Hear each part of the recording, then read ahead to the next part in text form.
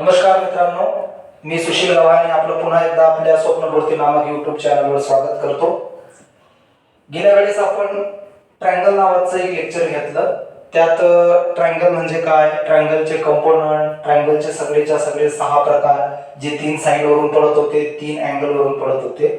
आज आपण आपल्या सर्व लहान विद्यार्थी मित्रांसाठी एक नवीन आणि अतिशय महत्त्वाचा पॉइंट घेऊन आलो आहोत. त्याचं नाव आहे पायथागोरस थेरम. जनरली कोणीही आपल्यापेक्षा वरिष्ठ आपल्याला भेटलं की आपल्याला सहज कुठेही विचारून टाकतं की सांग पायथागोरसचा थेरम म्हणजे काय. त्यामुळे आपल्याला आजचा हा टॉपिक फार महत्त्वाचा असणार आहे. यात आपण पायथागोरसचा थेरम एकदम सोप्या आणि तुम्हाला समजेल अशा भाषेत समजावून देण्याचा प्रयत्न करतो.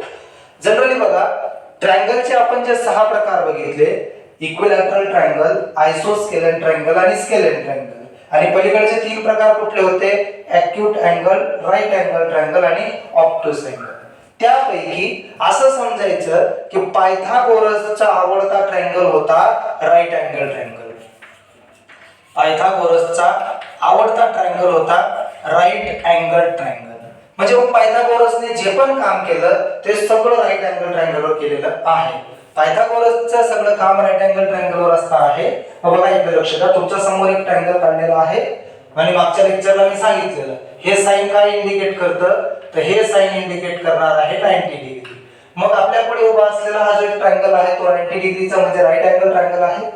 राईट अँगल ट्रायंगलच्या बाबतीत 3 साइडवर बोलणार आहेत आपण. तर लक्षात घ्या, या साइडला आपण जनरली म्हणतो बेस. बेस म्हणजे काय, पाया, ज्याच्यावर आकृती उभी आहे, ज्याच्यावर आपली आकृती उभी आहे त्याला बेस म्हणतो आपण.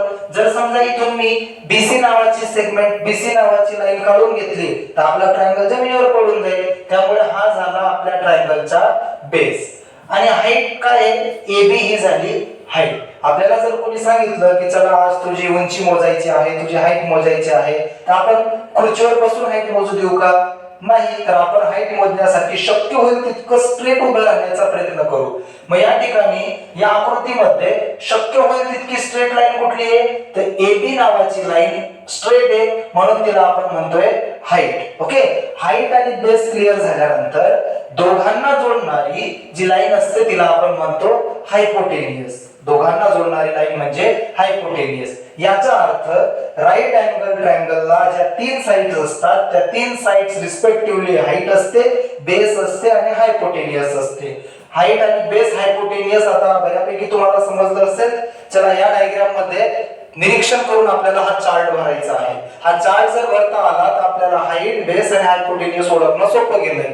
तर बघा, टाइप ऑफ ट्रायंगल हे साइन इंडिकेट करतं 90 डिग्रीचं, म्हणून हा ट्रायंगल आहे राईट अँगल ट्रायंगल. ट्रायंगलचं नाव ओळखून घेतलं. आता ओळखायची आहे हाईट. हाईट मीन्स काय, straight line. Okay, straight line. मग हाईट आहे AB. बेस मीन्स काय, आडवी लाईन की ज्याच्यावर आपला ट्रायंगल उभा आहे म्हणजे काय, BC. आणि हायपोटेनियस दोघांना जोडणारी लाईन.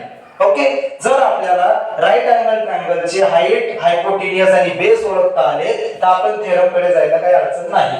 तर बघा, पायथागोरसचं काय म्हणणं होतं, the square of the hypotenuse म्हणजे या साइडचा square, square of the hypotenuse is equal to the sum of, sum म्हणजे काय, base, the sum of square of the remaining 2 sides. म्हणजे काय की हायपोटेनियसचा स्क्वेअर, हायपोटेनियसचा square is equal to the sum of square of the remaining 2 sides. आणि remaining 2 sides म्हणजे काय काय उरले आहेत, हाईट आणि बेस, हाईट आणि बेस. मग त्याचा पण स्क्वेअर आणि बेसचा पण स्क्वेअर. काय म्हणते पायथागोरसचं थेरम, परत एकदा सांगतो, नीट लक्ष द्या. The square of the hypotenuse, हायपोटेनियसचा जो स्क्वेअर असेल तो उरलेल्या 2 साइडच्या स्क्वेअरच्या समेशन एवढा म्हणजे बेरजे एवढा असेल. म्हणजे करायचं काय की हायपोटेनियसचा स्क्वेअर जर काढायचा असेल तर अशा वेळेस आपल्याला हाईटचा स्क्वेअर करावा लागेल, बेसचा स्क्वेअर करावा लागेल. ही दोघांची बेरीज केली म्हणजे आपल्याला हायपोटेनियस भेटेल. ओके, मग चला आता या फॉर्म्युला तयार झाला की हायपोटेनियस इज इक्वल टू, हायपोटेनियसचा square is equal to height square plus base square. म्हणजे आपण थेरम वरनं फॉर्म्युला प्रिपेअर केला. आता या फॉर्म्युलाचे आपल्याला युजेस काय किंवा या फॉर्म्युल्याचे आपल्याला ऍप्लिकेशन्स काय आहेत, तर जनरली आपण पायथागोरसच्या मदतीने राईट अँगल ट्रायंगलची हाईट काढू शकतो, राईट अँगल ट्रायंगलचा हायपोटेन्यूज कॅल्क्युलेट करू शकतो किंवा राईट अँगल ट्रायंगलचा बेस कॅल्क्युलेट करू शकतो. या उदाहरणात आपण निरीक्षण करू आणि एक एक्झाम्पल सोडू. एक्झाम्पल आहे फाइंड AC. आता आपल्या लक्षात येऊन गेलं की AC हा काय आहे, त्याच्या हायपोटेन्यूज आहे. मग राईट अँगल ट्रायंगल आहे, हाईट बेस आणि हायपो आहे, याचा अर्थ आपण पायथागोरसचं थेरम वापरू. बघा, बाय युजिंग पायथागोरसचं थेरम काय म्हणते पायथागोरसचं थेरम, हायपोटेन्यूजचा स्क्वेअर हा रिमेनिंग दोन साइडच्या स्क्वेअरच्या सम एवढा असतो. मग रिमेनिंग दोन साइड कुठल्या कुठल्या, हाईटचा स्क्वेअर प्लस बेसचा स्क्वेअर. मग डायग्राम मध्ये व्यवस्थित निरीक्षण करा. हायपोटेन्यूज कोण आहे, AC, म्हणून AC चा स्क्वेअर. हाईट कोण आहे, AB, म्हणून AB चा स्क्वेअर प्लस बेस कोण आहे, BC चा स्क्वेअर. नेक्स्ट स्टेप मध्ये AC ची व्हॅल्यू आपल्याकडे आहे का, नाही, म्हणून आपण AC चा स्क्वेअर जसाचा तसा ठेवू. AB ची व्हॅल्यू किती आहे, 3, मग 3 चा स्क्वेअर प्लस BC ची व्हॅल्यू किती आहे, 4 चा स्क्वेअर. नेक्स्ट स्टेप मध्ये 3 चा स्क्वेअर किती होतो, 9. स्क्वेअर कसा काढतो आपण, 3 × 3, एखाद्या डिजिटला त्याच डिजिटने मल्टिप्लाय केलं की त्याचा स्क्वेअर भेटतो, प्लस 4 × 4 म्हणजे 16 आणि हे आले आपले 25. लक्षात घ्या, AC स्क्वेअर ची व्हॅल्यू आली 25, पण आपल्याला व्हॅल्यू कोणाची फाइंड आउट करायची आहे, AC ची. मग जर आपल्याला AC ची व्हॅल्यू फाइंड आउट करायची असेल तर आपल्याला हा स्क्वेअर असलेला 2 जो आहे त्याला शिफ्ट करावा लागेल. म्हणजे असं समजायचं की AC मधला जो AC च्या डोक्यावर जो फेटा आहे तो 25 ला देऊन द्यायचा आणि 25 त्या फेट्याला पांघरून झोपून जाईल. मग किती झाले, √25. What is mean by √25? तर आपल्याला इकडं 25 चं रूट घ्यायचं आहे, स्क्वेअर रूट घ्यायचं आहे. मग AC = 25 कोणाचा स्क्वेअर आहे, तर 25 असतो 5 चा स्क्वेअर. आणि या पद्धतीने आपल्याला AC ची व्हॅल्यू भेटेल 5 सेंटीमीटर. AC ची व्हॅल्यू भेटेल 5 सेंटीमीटर. ओके, या पद्धतीने. आता दुसऱ्या एक्झाम्पल मध्ये बघा, या एक्झाम्पल मध्ये हायपोटेन्यूज दिला आहे, बेस दिला आहे, फाइंड करायचं आहे हाईट. परत तेच बाय युजिंग पायथागोरस थेरम. काय म्हणते पायथागोरसचं थेरम, परत एकदा रिवाइज करू आपण. पायथागोरसचं थेरम म्हणते हायपोटेन्यूजचा स्क्वेअर इक्वल टू हाईटचा स्क्वेअर प्लस बेसचा स्क्वेअर. ओके, हायपोटेन्यूज कोण आहे, AC चा square is equal to height कोण आहे, AB चा स्क्वेअर प्लस बेस BC चा स्क्वेअर. ज्या व्हॅल्यू दिल्या आहेत त्या पुट करा. AC ची व्हॅल्यू आहे 10 चा स्क्वेअर. AB ची व्हॅल्यू दिलेली नाही, ऍज इट इज ठेवला, AB चा स्क्वेअर प्लस BC ची व्हॅल्यू आहे 6 चा स्क्वेअर. नेक्स्ट स्टेप मध्ये 10 चा स्क्वेअर 100.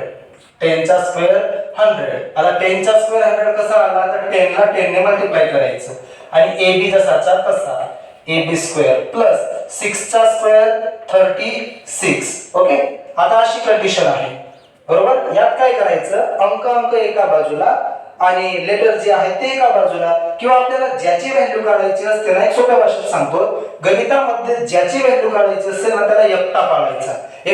याचा अर्थ काय, त्याला आजूबाजूला असलेले त्याला पाठिंबा देणाऱ्यांना तिथून उचलायचं आणि दूर हाकलून द्यायचं. मला AB ची किंमत काढायची आहे, या AB स्क्वेअर ची किंमत काढायची आहे. मग त्याला एकटा करेल मी, आणि त्याला एकटा करताना 36 त्याला मदत करतोय. पहिले तर 36 ला 36 ला तिकडे हाकलायचा. हा 36 ला जर इकडे पाठवला, 36 इकडे ऍडिशन करत होता, तर इकडे जाताना तो सबट्रॅक्शन करेल. Therefore AB square is equal to 100 - 36 किती होतील, 64. किती आले, 64. आता प्रश्न विचारायचा की मला AB स्क्वेअर ची व्हॅल्यू पाहिजे, मला व्हॅल्यू पाहिजे फक्त AB ची. मग हा स्क्वेअर जो आहे तो 64 ला देऊन द्यायचा, मग 64 त्याला in the form of square root घेईल. मग याचा अर्थ काय की 64 कोणाचा स्क्वेअर आहे तर 64 8 चा स्क्वेअर आहे. Therefore AB is equal to किती आलं 8 सेंटीमीटर 8 सेंटीमीटर. लक्षात राहील. व्यवस्थित प्रत्येक स्टेपवर कॉन्संट्रेट करा. एखादी स्टेप कळली नसेल विचारा, मी परत रिपीट करतो. आता बघा आपण हायपोटेनियस काढून घेतला, आपण हाईट काढून घेतली. आता एक थर्ड एक्झाम्पल आहे. या एक्झाम्पल मध्ये आपल्याला बेस कॅल्क्युलेट करायचा आहे. सेम तीन method by using Pythagoras theorem. Okay, काय म्हणते पायथागोरसचा थेरम? हायपोटेनियसचा जो स्क्वेअर असेल तो त्याच्या हाईटच्या स्क्वेअर आणि त्याच्या बेसच्या स्क्वेअरच्या समेशन इतका असेल. ओके, व्हॅल्यू पुट करा. हायपोटेनियस कोण आहे पटकन ओळखून. हायपोटेनियस असेल AC चा स्क्वेअर. हाईट कोण आहे डायग्रामची? हाईट आहे AB चा स्क्वेअर प्लस बेस कोण आहे BC चा स्क्वेअर, आणि तेच तर आपल्याला कॅल्क्युलेट करायचंय. चला व्हॅल्यू पुट करा. AC ची व्हॅल्यू आहे 13 त्याचा स्क्वेअर, AB ची व्हॅल्यू आहे 5 त्याचा स्क्वेअर प्लस BC ची व्हॅल्यू दिलेली नाही ऍज इट इज ठेवली. नेक्स्ट स्टेप मध्ये मग आपल्याला काय करायचंय? या उदाहरणासारखं 13 चा 13 चा स्क्वेअर किती होईल 169. ओके, कसा स्क्वेअर काढला तर 13 ला 13 ने मल्टिप्लाय करा. असं बाजूला करून बघायचं. 13 × 13 ते बरोबर 169 येईल. तसं तर जनरली आपल्याला 20 पर्यंतचे स्क्वेअर यायलाच पाहिजे. एक तोंडपाठ ठेवायचे. 20 पर्यंतचे स्क्वेअर आणि 15 पर्यंत 15 पर्यंतचे क्यूब या वयात तोंडपाठ पाहिजे. ओके, 13 चा स्क्वेअर 13 चा स्क्वेअर आला 169, 5 चा स्क्वेअर आला 25 आणि BC स्क्वेअर जसाचा तसा. नेक्स्ट स्टेप मध्ये आता शिकवलं इकडं की ज्याची व्हॅल्यू काढायची असते ना त्याला एकटा पाडायचा. मला हा BC स्क्वेअर ची व्हॅल्यू काढायची, मी त्याला एकटा पाडेल. पण एकटा पाडत असताना त्याला मदत कोण करत होता? त्याला 25 मदत करत होता. मग या 25 ला हाकलायचं तिकडे, 25 ला हाकलायचं तिकडे. 25 इकडे प्लस करत होता, इकडे येताना 25 मायनस होऊन जाईल. नेक्स्ट स्टेप मध्ये BC square is equal to 169 minus 25 किती आले हे 144. परत अडचण असेल तर कॅल्क्युलेशन करून बघायचं. या पद्धतीने 9 ला 5 गेले 4, 6 ला 2 गेले 4 आणि 1 जसाचा तसा आले तुमचे 144. आता आपल्याला व्हॅल्यू काढायची आहे फक्त BC ची. Same method. BC च्या डोक्यावरचा जो फेटा आहे तो 144 ला देऊन द्या. 144 त्या फेट्याला अंगावर पांघरून घेईल. याचा अर्थ लगेच प्रश्न विचारायचा की 144 कोणाचा स्क्वेअर आहे तर 144 12चा स्क्वेअर आहे. यावरनं आपल्याला BC ची व्हॅल्यू भेटली 12. ओके, आय होप की या ठिकाणी तुम्हाला पायथागोरसच्या थेरम नुसार हाईट, बेस आणि हायपोटेनियस ओळखल्यानंतर ते थेरमचा फॉर्म्युला आणि फॉर्म्युलावरनं हायपोटेनियस, हाईट किंवा बेस कॅल्क्युलेट करणे या ठिकाणी समजले असते.